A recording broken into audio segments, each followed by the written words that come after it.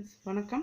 நான் ஷார்ட்ல இன்றைக்கி நாம் பார்க்க போகிறது பட்டர் பொட்டேட்டோ சிக்கன் கிரேவி. இதுக்காக நான் சிக்கன் ஒரு 1/2 கிலோ மஞ்சள் தூள், உப்பு, இஞ்சி பூண்டு பேஸ்ட்டு போட்டு இந்த மாதிரி கலந்து ஒரு 1/2 மணி நேரம் நல்லா ஊற வச்சுக்கலாம்.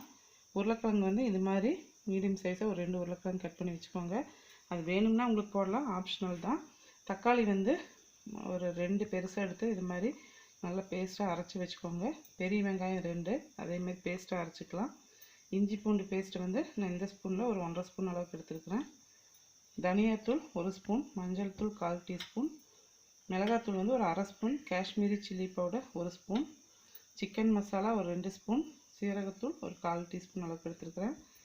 தாளிக்கிறதுக்காக பட்டை இது மாதிரி ஒரு 4 பீஸு, ஏலக்காய் 2, கிராம்பு 3, கருவேப்பிலை, பச்சை மிளகா 3 இது மாதிரி 2ஆக கீறி வச்சுருக்கிறேன், கொத்தமல்லி தழை, தேவையான அளவு உப்பு, பட்டர், எண்ணெய். இது எப்படி செய்யறதுன்னு நான் உங்களுக்கு செஞ்சு காமிக்கிறேன்.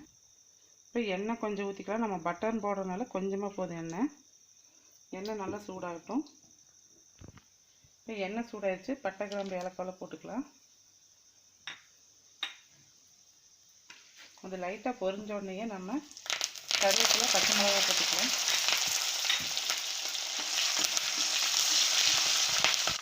இப்போ கருவேப்பிலையெல்லாம் நல்லா பொரிஞ்சிருச்சு. இப்போ நம்ம இஞ்சி பூண்டு பேஸ்ட்டு சேர்த்துக்கலாம். இந்த கருவேப்பிலை ஃபஸ்ட்டு நம்ம வதக்கிட்டோம்னா நல்லா வாசனையாக இருக்கும் உங்களுக்கு. இது கூடவே நம்ம வெங்காய பேஸ்ட்டு சேர்த்துக்கலாம். இஞ்சி பூண்டு போட்டு ஒரு 2 நிமிஷம் நல்லா கலந்து விட்டுட்டு அப்புறமா போட்டுக்கலாம் வெங்காயம்.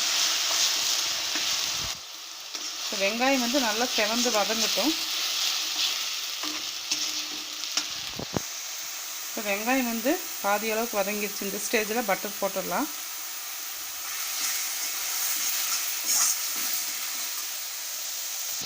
இப்போ மசாலா ஒன்று சேர்த்துக்கலாம். தனியாத்தூள், மஞ்சள் தூள், இதுக்காகவே மிளகாத்தூள், காஷ்மீரி சில்லி பவுடர்,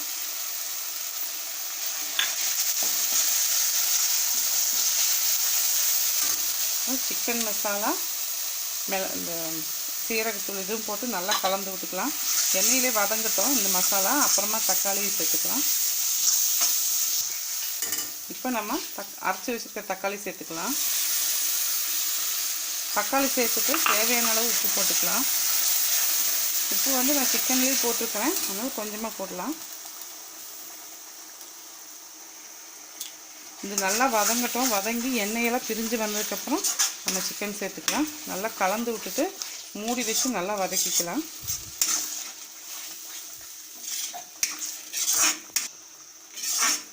நல்லா கலந்து விட்டுட்டு இந்த எண்ணெயிலே தக்காளி, வெங்காயம் எல்லாம் நல்லா வதங்கி எண்ணெயெல்லாம் பிரிஞ்சு வரட்டும்.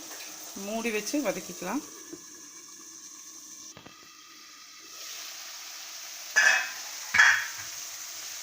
பார்த்திங்கன்னா நல்லா வதங்கிடுச்சு. இந்த எண்ணெயெல்லாம் பிரிஞ்சு சைடில் வருது. இந்த ஸ்டேஜில் நம்ம சிக்கன் சேர்த்துக்கலாம். சிக்கன் சேர்த்துட்டு நல்லா கலந்து விட்டுருங்க. கலந்துட்டு தண்ணி விட தேவையில்லை. ஃபஸ்ட்டு கொஞ்சம் சிக்கன் இந்த மசாலாவில் நல்லா வதங்கட்டும். கலந்துட்டு மூடி வச்சுக்கலாம். மூடி வச்சு சிக்கனில் இருக்க தண்ணியெல்லாம் வெளியே வரட்டும்.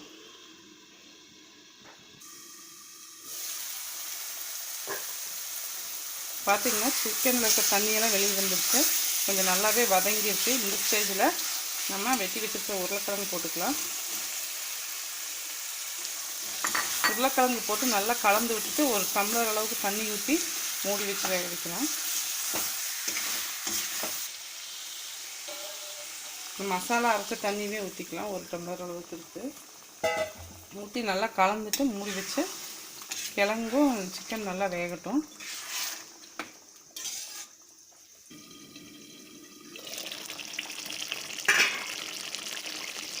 பார்த்திங்கன்னா எண்ணெயெல்லாம் நல்லா பிரிஞ்சு வந்துடுச்சு. நம்ம கிரேவி நல்லா திக்காக இருக்குது. உருளைக்கிழங்கு, சிக்கன் எல்லாமே நல்லா வெந்துடுச்சு. கடைசியாக நம்ம கொத்தமல்லி தழை தூவி ஸ்டவ் ஆஃப் பண்ணிக்கலாம்.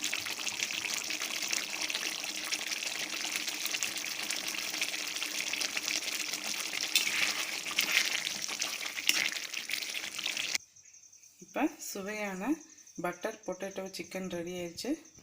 இது கிரேவி மாதிரியும் பண்ணலாம், நீங்கள் ட்ரையாக கூட பண்ணிக்கலாம். இந்த வீடியோ உங்களுக்கு பிடிச்சிருந்துச்சுன்னா மறக்காமல் என்னோடய சேனலுக்கு லைக் பண்ணுங்கள், ஷேர் பண்ணுங்கள், சப்ஸ்கிரைப் பண்ணுங்கள். நன்றி, வணக்கம்.